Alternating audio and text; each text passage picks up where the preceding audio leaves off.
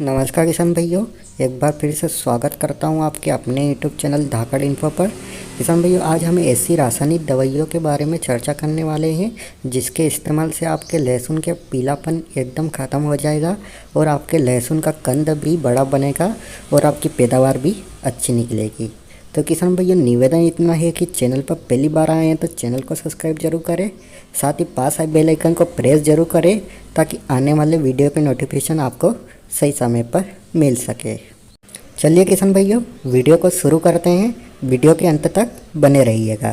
किसान भाइयों, सबसे पहले हम बात कर लेते हैं कि लहसुन में पीलापन किन किन कारणों से आता है। किसान भाइयों, इसमें सबसे पहले एक नंबर पर मैं बात करूं तो लहसुन में चिप्स लगना। किसान भाइयों, लहसुन की पत्तियों में जब चिप्स लग जाती है तो वह लहसुन की पत्तियों का रस चूसती रहती है, जिसके कारण हमारी लहसुन की पत्तियाँ पीली पड़ना चालू हो जाती है और कुछ दिनों बाद हमारा पौधा पूरी तरह ख़त्म हो जाता है। किसान भाइयों, दूसरे कारण की मैं बात करूँ तो वो आता है फंगस लगना। किसान भाइयों, फंगस पौधे की पत्तियों में भी लगती है और पौधे के जड़ में भी लगती है, जिसके कारण हमारी लहसुन की पत्तियाँ पीली पड़ जाती है और कुछ दिनों बाद वह मुरझा के पूरी तरह पौधा ही ख़त्म हो जाता है। किसान भाइयों, तीसरे कारण की मैं बात करूं तो वह आता है जड़ में कीड़ा लगना।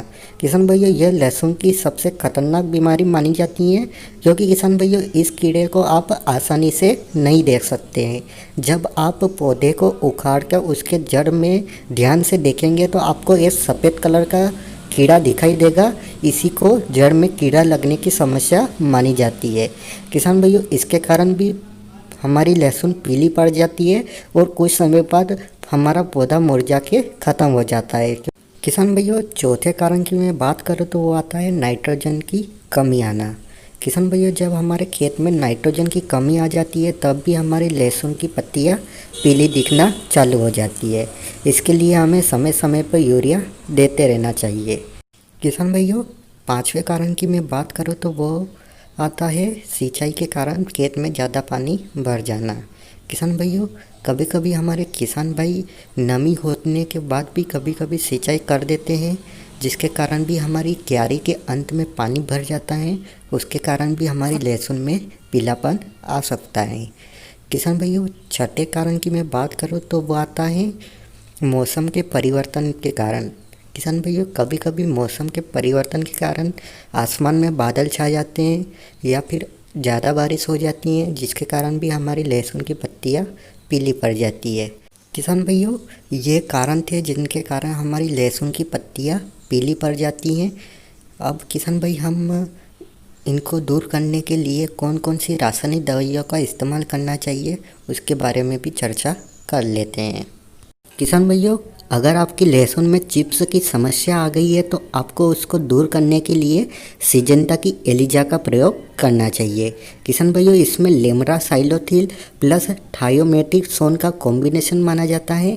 इससे आपकी लहसुन की चिप्स की समस्या दूर हो जाएगी। किसान भाइयों, अब हम जान लेते हैं कि इसे हमें कितनी मात्रा में प्रयोग करना चाहिए। किसान भाइयों, इसे हमें 1 एकड़ में 80 ml लेके इसका स्प्रे करना चाहिए। किसान भाइयों, दूसरी समस्या की मैं बात करूँ तो वो आता है लहसुन में फंगस आना। किसान भाइयों, इसको दूर करने के लिए आपको फंगिसाइड दवाइयों का इस्तेमाल करना चाहिए, जैसे आप यूपीएल की साफ का भी प्रयोग कर सकते हैं। किसान भाइयों, आप स्प्रे भी कर सकते हैं या फिर आप इसे ज़मीन में भी चला सकते हैं। चलिए किसान भाइयों, अब इसके मात्रा के बारे में भी हम जान लेते हैं। किसान भाइयों, इसे प्रति एकड़ में हमें 250 ml इस्तेमाल करना चाहिए। किसान भाइयों, तीसरी जो समस्या हमारे लहसुन में आती है वह है हमारे जड़ में कीड़ा लगना। किसान भाइयों, इसके लिए आपको रासायनिक दवाइयों का इस्तेमाल करना चाहिए। इसके लिए आप क्लोरोप्लस 50 ईसीजा का भी प्रयोग कर सकते हैं।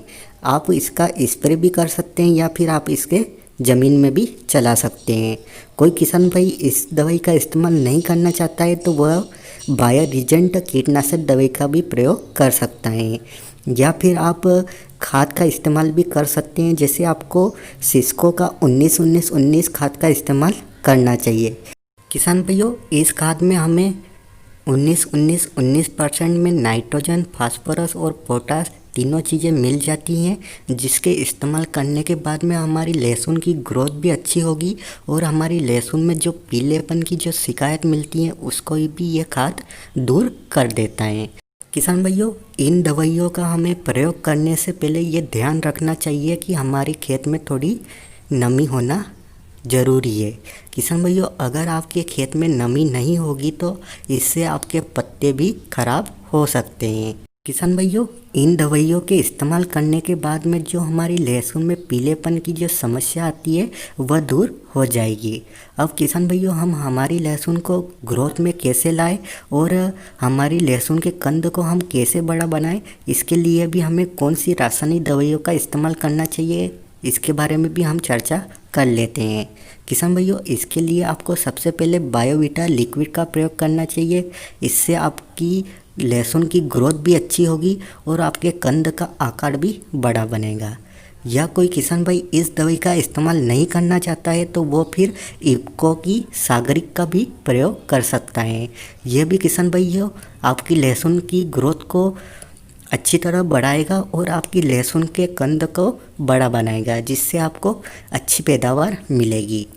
इसके अलावा किसान भाइयों, आप ह्यूमिक एसिड का लिक्विड में जो फॉर्म आता है उसका भी प्रयोग कर सकते हैं।